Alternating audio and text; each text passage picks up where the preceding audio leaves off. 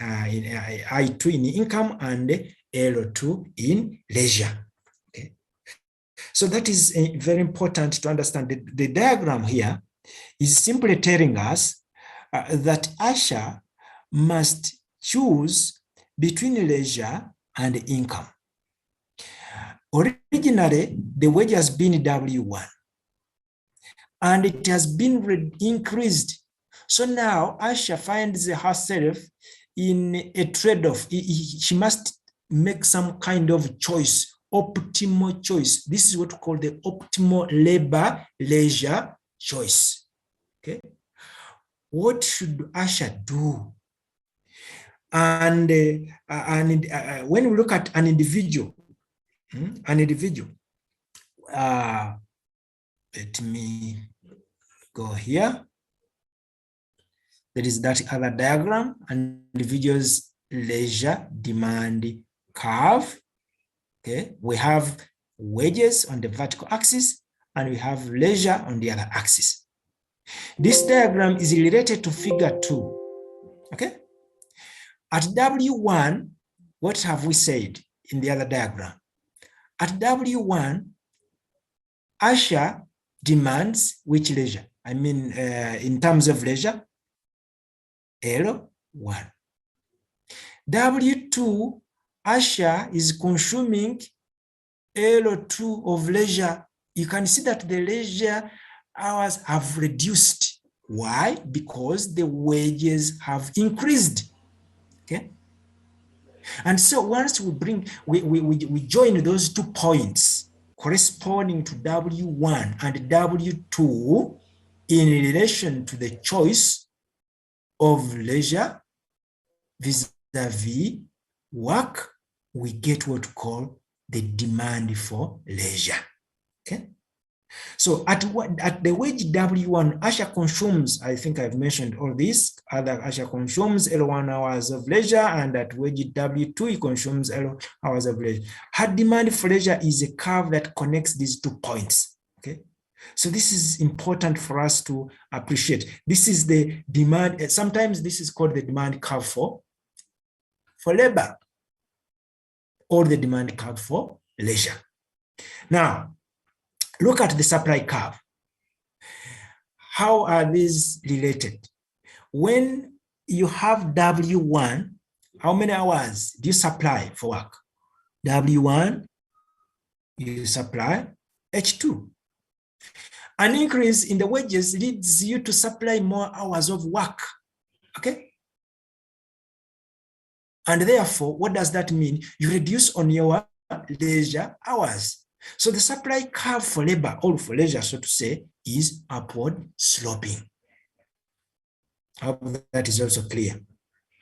Just as I said that we must get the intuition of what we learned previously under consumer theory, or even the first year, regarding the demand and the supply curves. Demand curves are downward sloping, supply curves are upward sloping. Contextually, here we are looking at the price of labor is wage. That's why it is on the vertical axis. Originally, for the product, for output, price is on the vertical axis.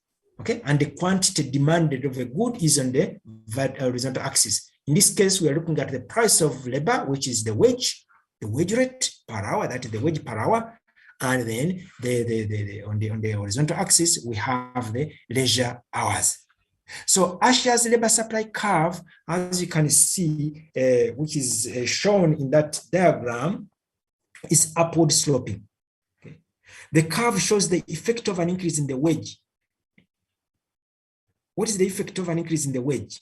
Okay. When the hours of labor supplied increase from H1 to H2, that change is the net effect. The effect of an increase in wage, okay, is a net effect of both income and substitution effects. What do we mean here? When we talk about an increase in the wage, there are 2 things that you can do. Either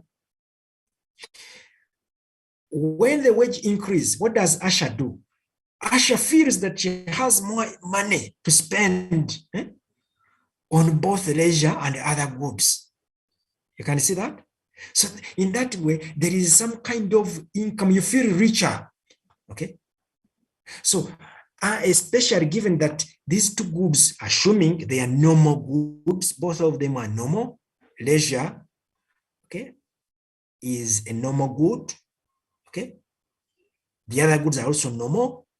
So she will have to consume more of both. Okay. More of both. So, and that is what we call the income effect. As a result of an increase in the wage, Asha feels she has more money in the pocket and she can consume both goods, more of both goods. That is the income effect. The other effect could be the substitution effect. And that refers to the fact that as the wages increase, what happens? Leisure becomes more expensive. Okay. So once it becomes more expensive, what did you do? You substitute it, okay, for something that is cheaper. And that is what we call the substitution effect. So Asha feels that actually due to an increase in the wages, leisure becomes more expensive relative to the consumption of other goods. And so Asha will naturally substitute away from leisure towards increased consumption.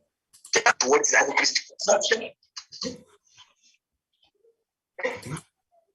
So as a result of an increase in the wage, Asha feels that leisure is becoming more expensive and therefore she will have to substitute it away, and it goes into the consumption of the other goods. When you talk about other goods, these goods have been enabled by higher income.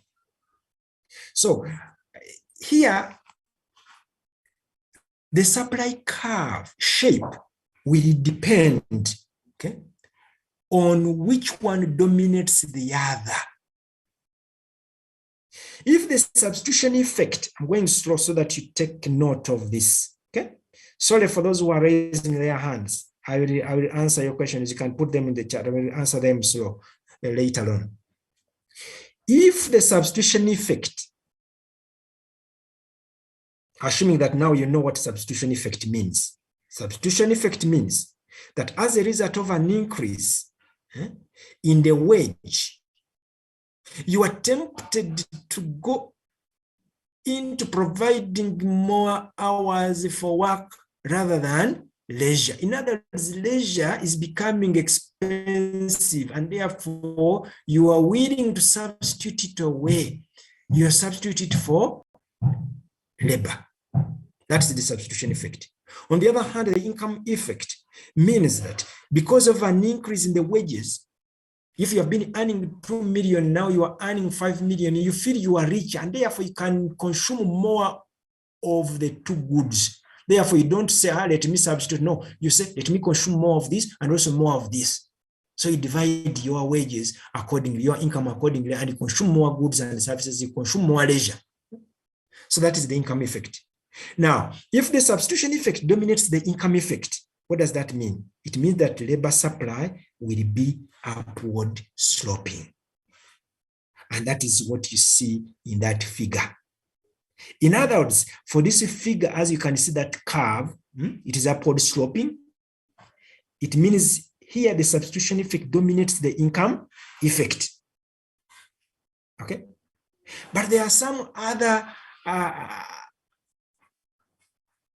curves like this one, which is backward bending supply curve. Okay. How does it come about?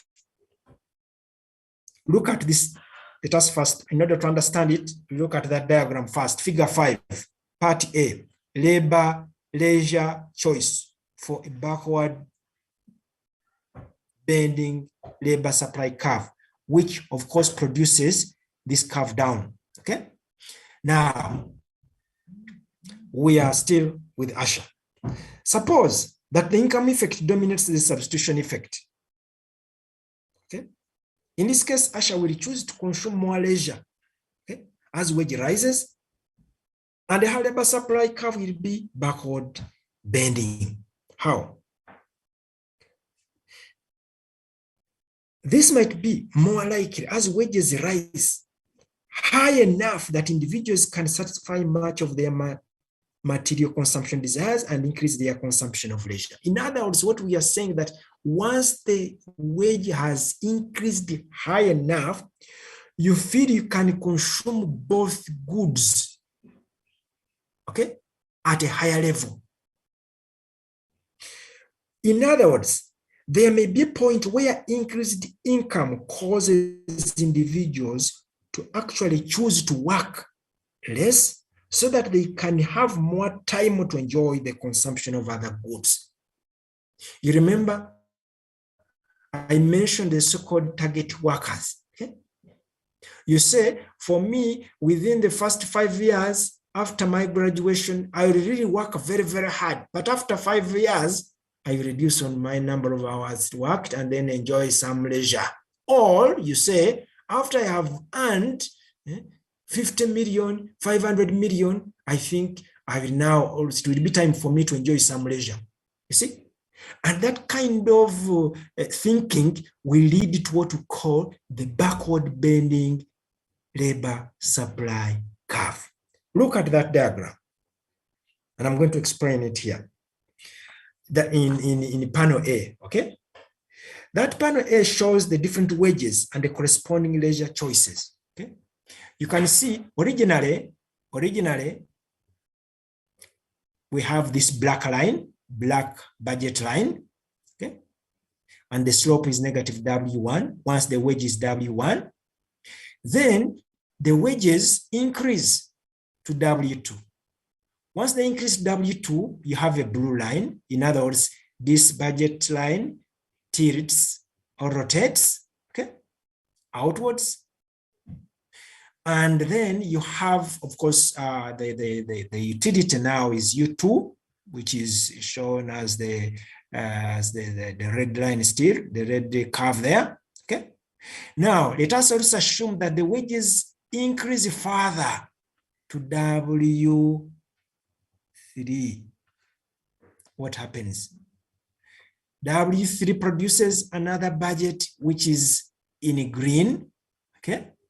But now note that originally, okay, the equilibrium point where L1 and I1 meet is at this point. Sorry, I didn't name these points, but you can name them. You can put this E in E1, E2, and E3.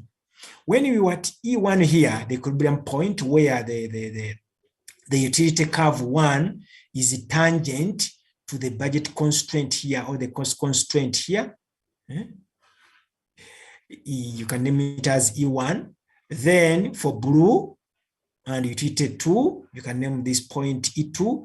Then here maybe you can name it E3. Those are the equilibrium points, which we are going to bring together all those points down there to produce a backward bending labor supply curve. How does that come about? You can see that we have drawn these utility curves with the idea in mind that originally we are here. So you are supplying L1 labor. Then at E2 here, where we have utility 2, you are supplying L. You are reducing your leisure to L2, okay? Meaning that you're supplying more hours of work. Now, if the firm increases your wage further, thinking that maybe now you are going to work even harder, then you go to E2. You go to that green budget constraint, okay? And you have a utility U3. Now, for you, you feel you have enough money to consume more goods and services. And also, you can consume more leisure. In other words, you can see from L2 to L, the green line here, the green dotted, and then the blue. You can see that here now you have increased some hours. Instead of going this side to reduce on your leisure, you are actually in consuming more leisure. Yet the wages have increased further, meaning that you feel that you have enough income to consume more of both goods, and that is the goods are what? The work and leisure. Okay, in terms of work, you supply more work. In terms, you get more income and also consume more leisure. And so, what happens once you join those points, those 3 points? Have them in mind. W1 corresponds to what is the original one. Okay, it is here. So you're consuming H1 work hours per day. That's what you are offering. Sorry. Then W2, you offer more hours, and therefore you offer H1. Okay. But now, after the wages have increased further, W3, you feel you have enough income to even consume some kind of, to reduce even on the hours of work and consume leisure. And therefore, that's the reason why W3 is here, and you're consuming, actually, you are offering only H. You can call it maybe H3 here, down there. Okay. So joining those 3 points, you can see that you get a curve which is backward bending. Backward bending. What is causing that? It is caused by what we call the income effect. Okay. This analysis is what we call the backward bending labor supply analysis. But is it theoretically possible? Yes. Sometimes yes, sometimes no. Okay. Although theoretically, empirically, it is very difficult to prove. But once you look at people, the way they behave, some people are target workers, and therefore it is possible to have some kind of backward bending labor supply curve. Okay. So that is, we have a labor supply curve, which is a straight line.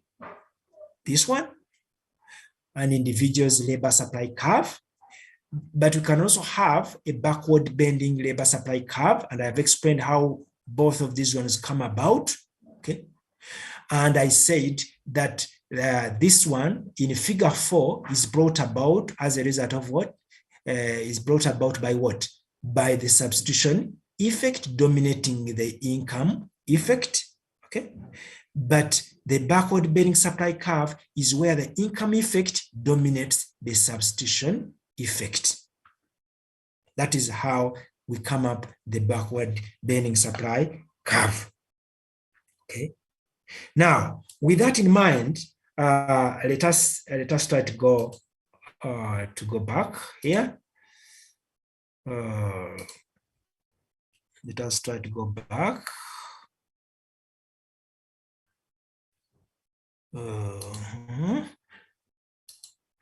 Let us go back here. Now you're going to understand better this. Okay.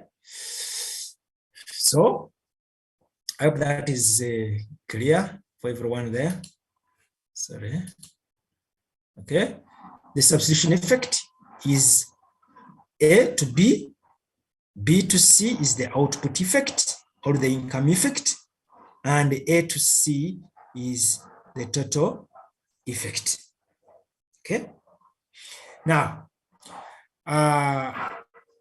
we said we can minimize cost. There are 2 things that we can do. As I said, we can either, by the way, we can even, you can now understand what I meant here on this slide now, okay? But before that, I want us to go back here. And we said that we can either maximize output subject to a fixed cost or fixed budget, or minimize the cost. Either way, we arrive at the same destination. The results will be the same. Okay? By minimizing cost, we are saying that if you are given a cost function, which is given, C is a cost here, and it is a component of WL plus RK,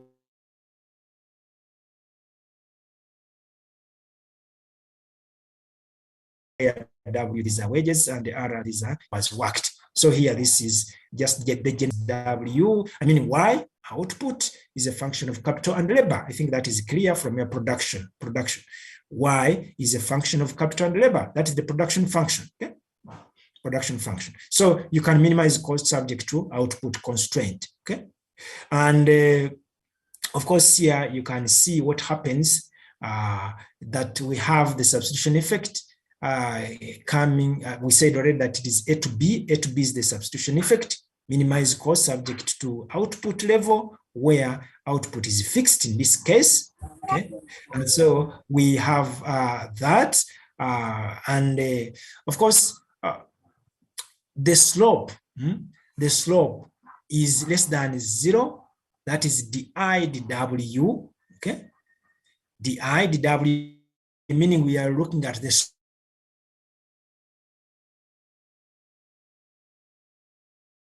Okay, of I. Okay, respect to w is also greater than, this one is greater than 0.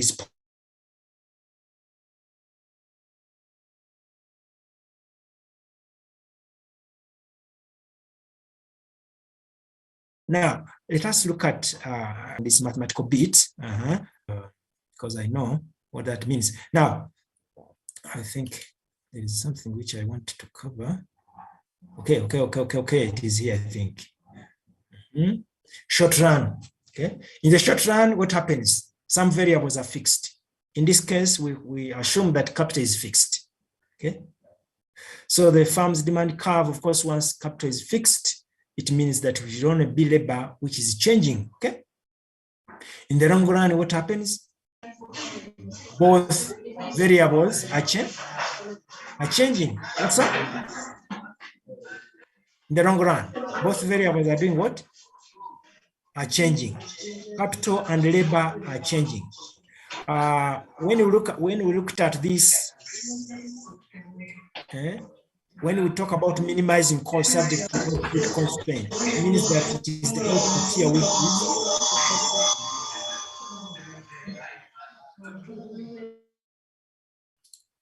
It means that here both labor and the capital are variables. They are changing, meaning that here we are dealing with the long run. The short run would have K with a bar, okay, meaning that capital is fixed in the short run. In the long run, both variables are changing. Okay, and this is what I'm trying to explain here. Capital is fixed, labor is variable in the short run. As labor is increased, the extra output resulting from additional unit of labor declines. As labor is increased, in other words, as you supply more hours of labor, the extra output that comes out of this additional unit of labor declines. In other words, whenever we talk about additional, we are talking about marginal. So the marginal productivity of labor declines whenever we add 1 unit of labor. Okay, the marginal product of labor declines. Let me give you an example. You have started your shop and you are employing 2 people, and if you are finding out that actually these people are really working to the maximum and you are earning optimally, now you add more 2. It means that any additional unit of labor will actually be will be negative contribution to your business. The marginal productivity of labor will reduce. So the additional revenue from employing an extra unit of labor will reduce. And this one is called, by the way, additional revenue from employing an extra unit of labor is what we call the value of marginal product. The value of marginal product of labor. And it is equal to the P times MPL, P standing for price. If we're in a competitive environment, price, that is the price of what? Of the output, times the marginal product of labor. That is what we call the value of the marginal product of labor. And graphically, in the short run, this is how it looks like. There is what we call the diminishing marginal returns. As long as you employ more labor, you look at the vertical on the horizontal axis, If you go this side, employing more units of labor, what happens? You can see that the marginal product of labor reduces. Okay? That's what we call diminishing marginal returns. Marginal product of labor reduces, diminishing marginal returns. And when you look at this diagram here, the value of the marginal product of labor is exactly the same as the P times MPL, where P is the price of the product and the marginal product MPL coming out of labor. Under perfect competition, this is the case because we are dealing with prices of inputs, prices of commodities. Perfect competition product market assumes that this P cannot change. It is given. It is constant. Either way, the marginal product of labor, the marginal product of labor is diminishing as you employ more units of labor. And when you look at the perfect competition environment here, the value of the marginal product of labor is also diminishing as you employ more labor units. What do we mean?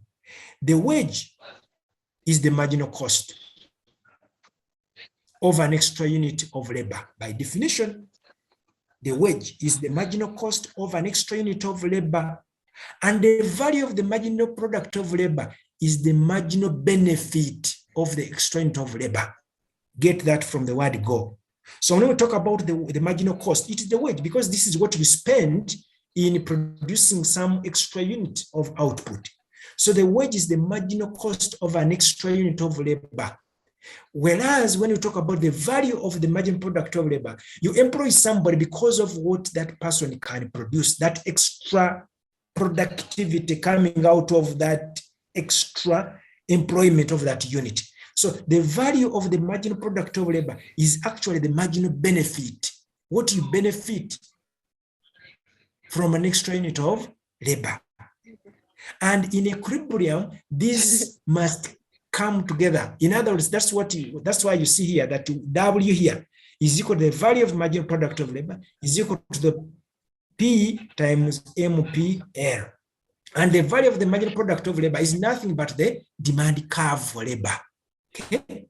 So the demand curve for labor is demonstrated by this curve here, the value of the marginal product of labor. Remember here, you're talking about the short run. Short run means what? Capital is fixed and we are dealing with a changing labor, okay? Variable. So as wages reduce, demand for labor increases for each farm because even any farm would love to enjoy employing more labor as their wages reduce. Output increases, price reduces, value of marginal product of labor shifts inwards, and what happens? Market demand for labor curve is less elastic than the farm demand for labor curve. I hope you can draw that. It becomes less elastic. This curve, as you see it here in the short run, is somehow steep, okay? But you could draw another curve which is actually less elastic. In other words, it is flatter, okay? In the long run, what happens when the two variables are changing? When there is a reduction in the wages, labor increases, capital use also increases. And if K increases, then marginal product of labor increases. We are under an atmosphere where both of these variables are changing. When you increase the labor, again, that means there is an extra unit employed. In the long run, the demand for labor curve is more elastic than the short run demand for labor. Okay. I will demonstrate that later, but I want you first to draw it yourself. So this is the environment in which we are operating. Okay, we are operating. We are saying that any change in wages will affect how you provide your labor services. vis-a-vis leisure.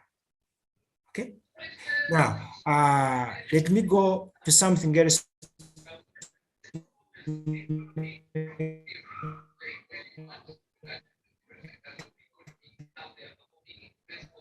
This point clear. Okay. Let me go through the disorganizing me. Okay. Let me see.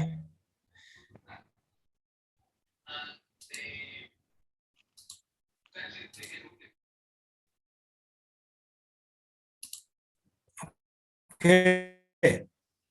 Now, my dear friends, after looking at the backward bending supply curve and also the value of margin product of labor, which I'm going to come back to later on, we have to also know why the labor market is actually unique.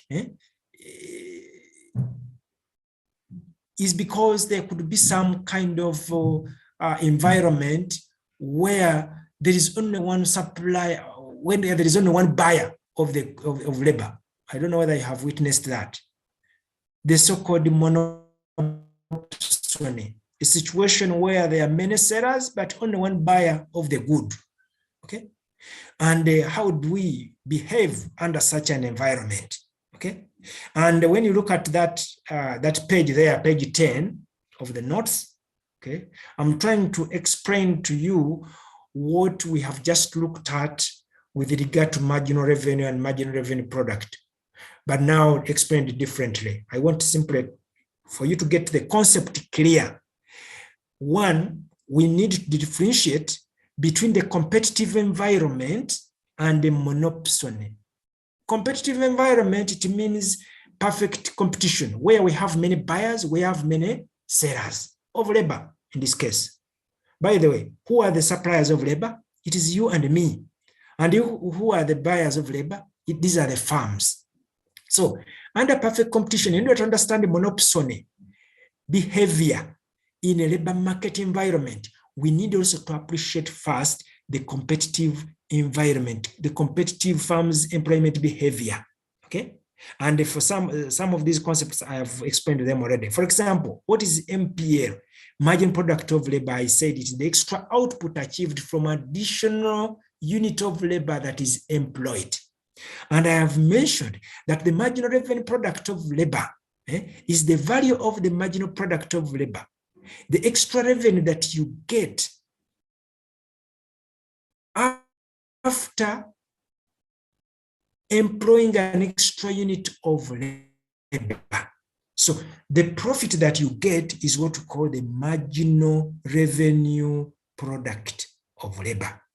And under the perfect competition, the marginal revenue product of labor, which I've denoted here as MRPL, is exactly MR times MPL, where MR is the marginal revenue and MPL is the marginal product of labor.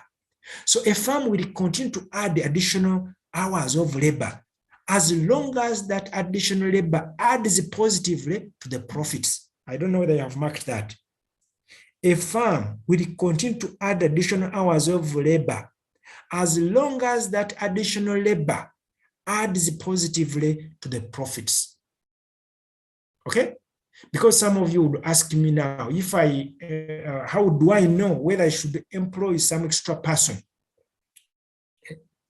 Won't I be creating problems to my business? Okay? Because you have just said that the marginal revenue product of labor, when you add an extra unit of labor, will diminish. From your consumer theory, you are already aware, okay, that you can only employ an input to a point where wages or where prices is equal to the what? To the marginal cost. And in this regard here, we are talking about marginal revenue product of labor should be equal to the marginal revenue to the marginal product of labor.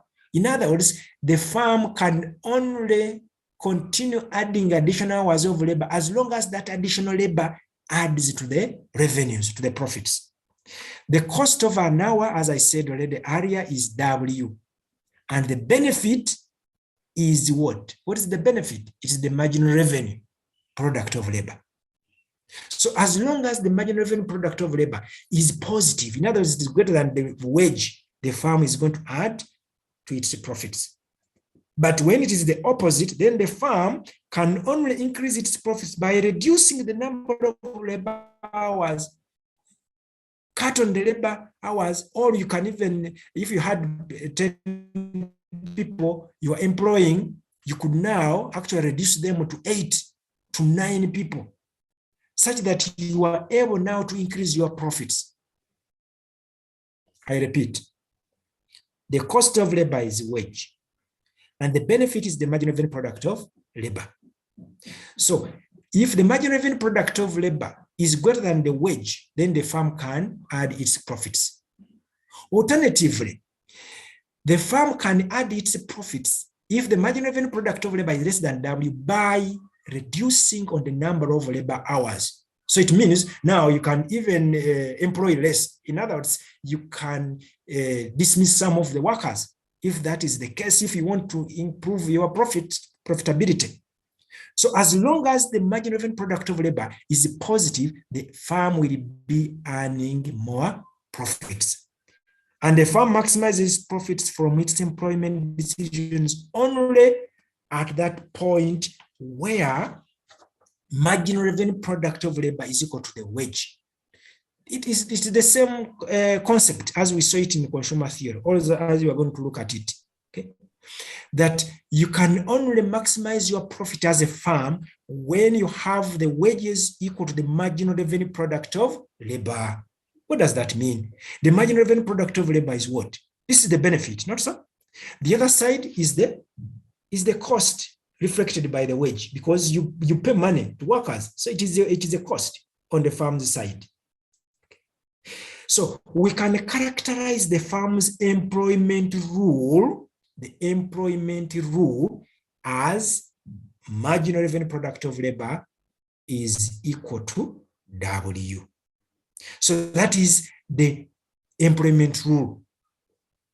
When we are in a competitive environment, I said we talk about price, P. So the marginal revenue is equal to the price under perfect competition that each unit sells for each unit in the market, and that is P. So in other words, the marginal revenue product of labor is equal to the price that times the marginal product of labor. And the firm's employment rule, therefore, if we are to replace the marginal revenue product of labor with the P times marginal product of labor, is given as that equation, equation 1. So the employment rule becomes P times margin product of labor is equal to W. And using just simple mathematics, divide through here by MPL. What do you remain with? P is going to become W over MPL. But we know that under perfect competition, profit maximization means P must equal to the marginal cost. Not so? I think that is common knowledge. P is equal to marginal cost. And therefore, if that is the case, then we can go to our equation here. P is equal to W over MPL. And that will give us, we can actually add these two equations, 1 and maybe this following one, and we shall have an equation that brings them together. P is equal to W over MPL is equal to MC, since P is equal to MC. Okay? Recall that as a firm adds incremental units of labor, marginal product of labor increases up to a certain point, but begins to reduce because inefficiency comes in. Okay, so beyond a certain point, there is what we call the diminishing marginal returns, which I already mentioned earlier. Okay, so specifically with the P, remember when you talk about P here, we are talking about perfect competition, and P is fixed. In other words, P is given. Okay, so with the P fixed from the final goods market, as wages increase, the firm will reduce the work hours in order to increase margin product of labor. And therefore, that will mean that you will be maintaining that equality in equation 1. Okay, in equation 1. So remember in equation 1, what happens? Don't forget P is fixed. So the only variable that can be dealt with here is MPL. Okay. So if you want to increase profitability, okay, the employment rule is if you want to increase profitability, the marginal product of labor here, okay, must reduce such that consequently the P times that reduced marginal product of labor equates to W. In other words, what we are trying to say here, don't forget what I mentioned earlier, that the marginal revenue product of labor should always equal to W. And once the marginal revenue product of labor is greater than W, that is already good enough. The firm adds to its profits. But the danger is when the marginal revenue product of labor is less than W. So what do? You reduce on the number of hours worked. That means that the marginal product of labor now, marginal product of labor will be reducing. Okay? I hope that is clear. So from that figure, that you can see down here, there is a figure here, labor demand curve and the wage. Figure 6. Okay. Figure 6. What happens when the price of the final good changes? From figure 6, the vertical axis has the wages, the horizontal axis has the labor hours, the black downward sloping curve is the demand curve, which we said under competitive environment is the same as price times the margin product of labor. Now, what happens when there is a price change and there is a wage change? What happens if there is a price change and there is also a wage change? Somebody is talking a language I don't understand. Oh, is that, we are on this figure here 6. You know, I like to relate these notes with the slide such that when you are reading the notes, you don't get lost. Okay. Now, when you look at figure 6, it shows actually what we have at the labor demand curve. As we said, is the same as P times MPL. Under perfect competition, we are assuming that P is fixed, but wages are changing. So what happens here? When the price of the final good changes, okay, this means that the marginal revenue product of labor rises if there is an increase in P. Of course, once there is an increase in the price, you expect to earn more as a firm.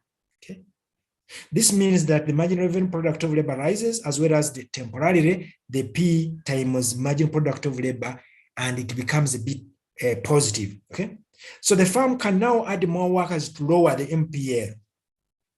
You add more workers, okay, until the equality of the marginal revenue product of labor to W is restored.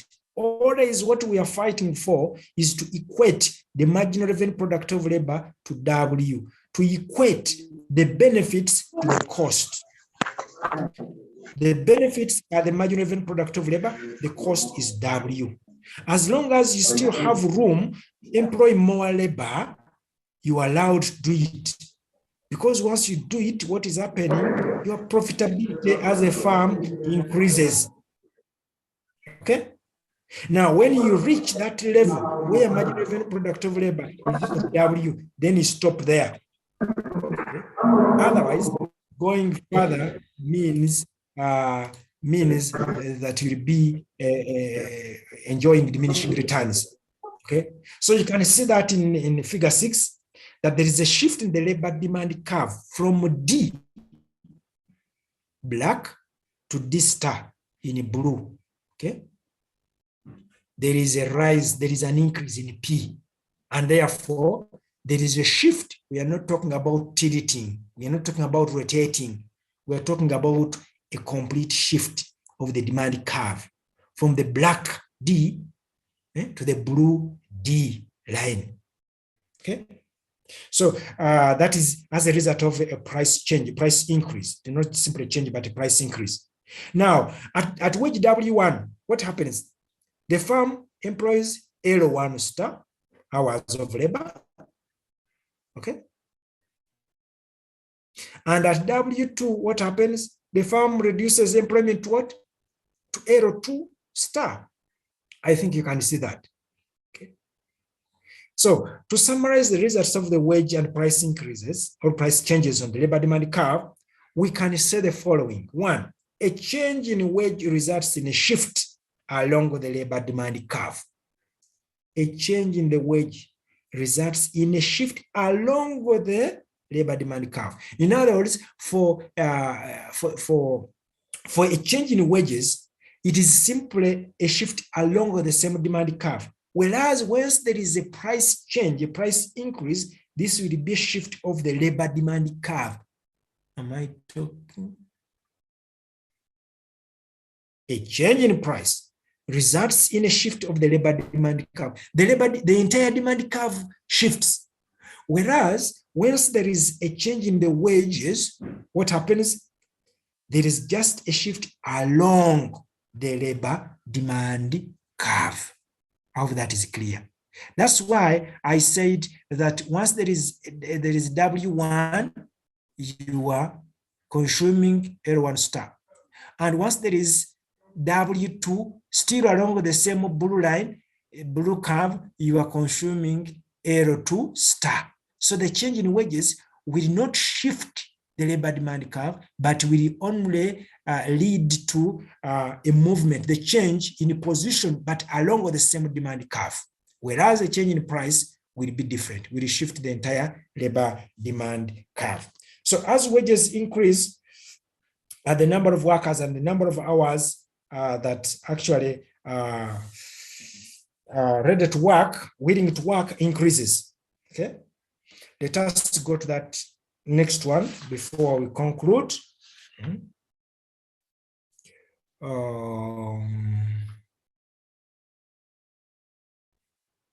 Let me see. Let me share with you this. Okay.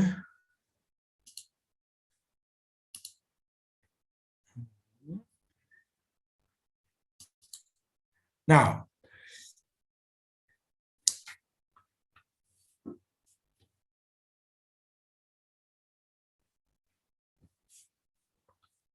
I just want to look at only what we have looked at today before I conclude, because next time we meet, we are going to look at the equilibrium. Now that we have looked at the supply and the demand for labor, then next time we have to look at the equilibrium level in the market. Okay, but before we go away, I want you to appreciate, okay, what we have looked at, but from a different perspective, from these different other slides. Okay, don't get worried, they are all talking the same language. Okay, we talked about the derived demand. Okay, and I think that one you know.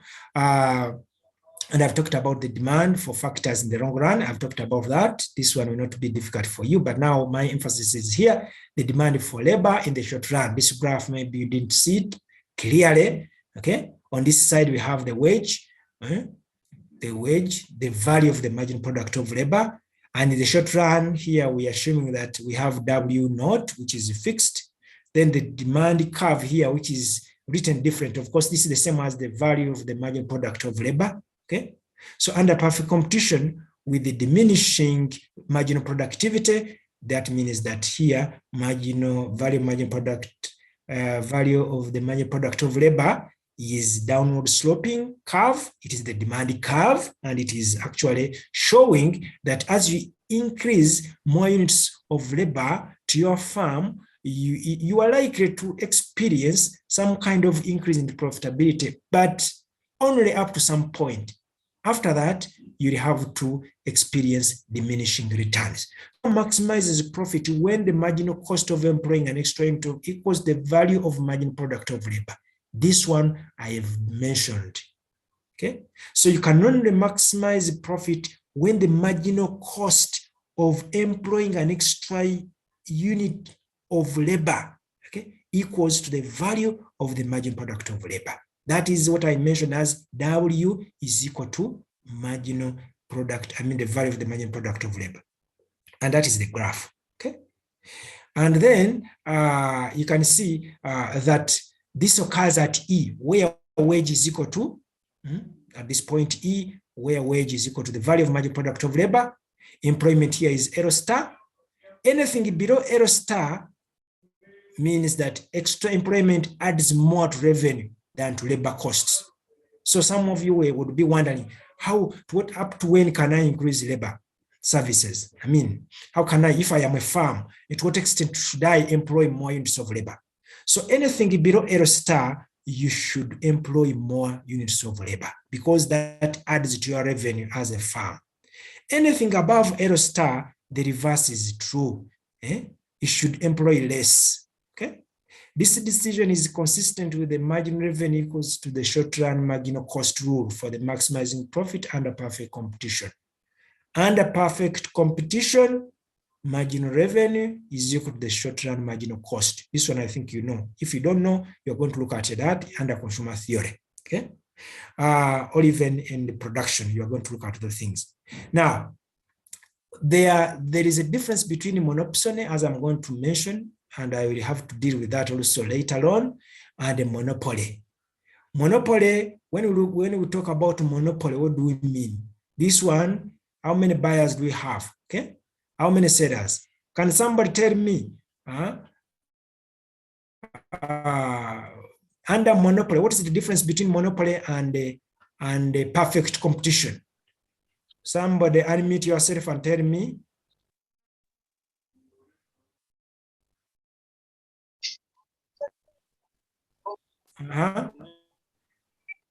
Yes. Under monopoly. For monopoly. Gumisiriza. Who is that? Is that Gumisiriza? Can Gumisiriza tell me? I had a yes? question on slide 3. I have a question. First, answer mine. Gumisiriza, can you answer this question? What's the difference between monopoly and perfect competition? For monopoly, we have one seller selling to you have one very many buyers. Yes. Selling to very many buyers. Then perfect competition, we have very many businesses selling at the same price. Don't talk about businesses. We are in economics, I can be corrected. Yes, you can correct yourself. Stanley, I'm still with you. Yes. Who is that one laughing?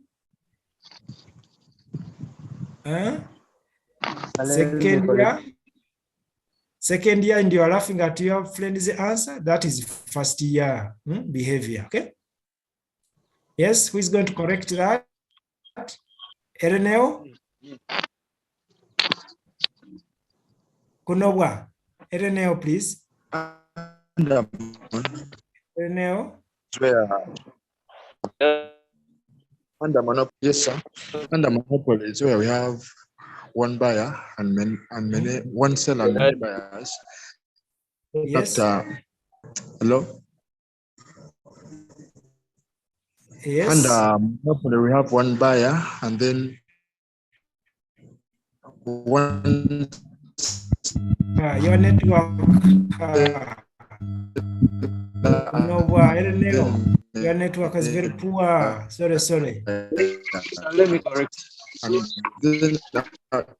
Under monopoly. Maybe Kalemba, Joshua Kalemba now. The floor is yours. Under monopoly, we have one seller, many buyers. Under perfect competition, we have many buyers, many sellers. Under monopoly, we have one buyer, many sellers. Many sellers. Okay. Can you give me an example under the labor market where we have only one buyer of labor, or an input in general, one buyer of an input. Can you give me an example? Ronald, your hand is up. Ronald Varamira. Sir, I wanted to differentiate between a monopoly and the perfect competition. Okay, and they have tried to do some to provide the answers to that, not so? Yes, but I just want to say that I just the want you to give me monopoly. now an example. Yes. Yes. Yes, please. Continue. Continue, please. Ronald, you are lost. We have I'm not lost getting you. what you are saying. We have lost you. You were trying to I tell was us saying that difference in the between monopoly, there is a.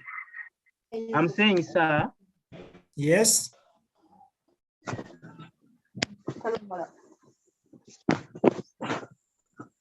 Oh, we have lost you. Please, can anybody volunteer? Who can give me an example where we have a monopsony?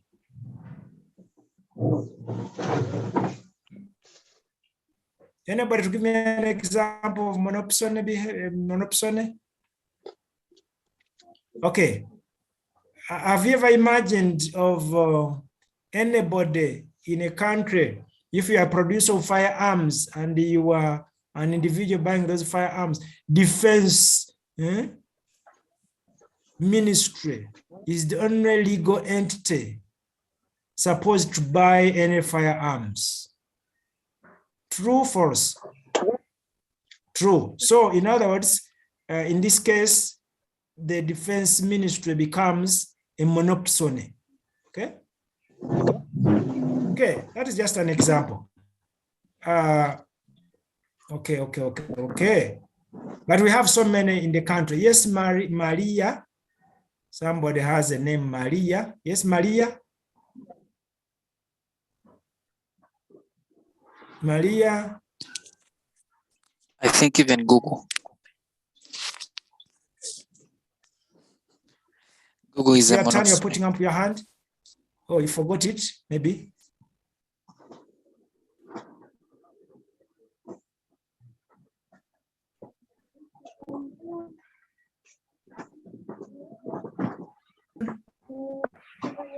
But I thought Maria was a girl. Okay, hello. Somebody, please. Ronald, your hand is still up. Yes, sir. I wanted to say, like, you take a scenario where these constructors go and buy cement and iron bars. I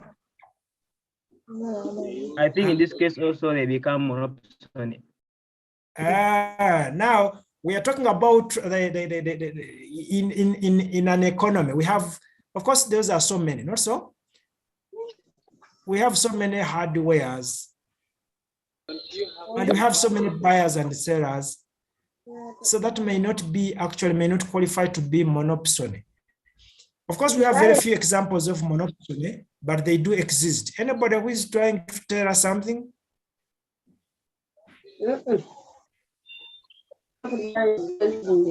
Yes? There is a network problem.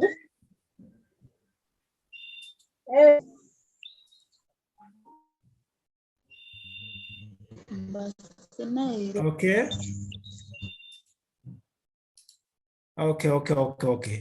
Now, I think your answers are all correct, but I can only add that a firm may face monopsony power in its input market if it is the only buyer. Okay, so facing an upward sloping supply curve for inputs is common for monopsony power. Okay, so the marginal cost of labor rises with employment. It rises with employment. Okay, rises with employment. So we have a diagram that shows actually monopoly and a monopsony power here. Okay, a monopsonist recognizes that additional employment bids up wages for existing workers. So the marginal cost of labor shows the marginal cost of an extra worker. I don't know whether you remember this diagram in your high school showing some kind of monopsony and monopoly. Facing a given goods price, the monopsonist sets marginal cost of labor to the value of the marginal product of labor, and therefore will employ L2 workers. I will come back to monopsony behavior in the labor market later on, but I just wanted you to appreciate the difference between monopsony and the monopoly at this juncture. These diagrams will be looked at later on. Okay, so today, all that we have looked at is the introduction and how we really look at the supply and the demand, and therefore, next time once we meet, we shall bring all these together, labor, the wages and the labor market equilibrium, and then we can appreciate the general understanding of the monopsony employment behavior before we move on to minimum wages, efficiency wages, and so on and so forth. For today, I think since it is the start, it's the beginning, it's the first lecture from me, I think it is enough that we stop here. Okay, anybody with a question? Yes, are you repeating the lecture? Yes, I will repeat the lecture, but for only those who have not attended today. But of course, if you have time and I'm repeating the lecture tomorrow, and you have the time, you are free to come and attend, okay? Are we going to have these slides in our WhatsApp group, sir? Yes, of course you will have them, but later on, okay? After they have been consolidated. I hope that is clear, okay? Not only the slides, but also the notes. What about the recording? I beg your pardon? I'm talking about the recording. The recording? Because the lecture has been recorded. Yes, sir. The lecture was recorded, but I don't know, because at one time I think power went off. Let me see. I will see what happens, what is there, because it will depend on what is there. Don't get worried. Okay. Whatever I have, I will send it to you, okay? So I wish you the best of the day. Okay, thank you very much for your attendance. Okay? Thank you, sir. Okay. Okay. Okay. Oh, good. Nabo.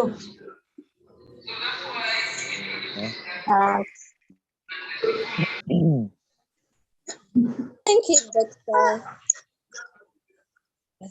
Mwana Nabo, where are you?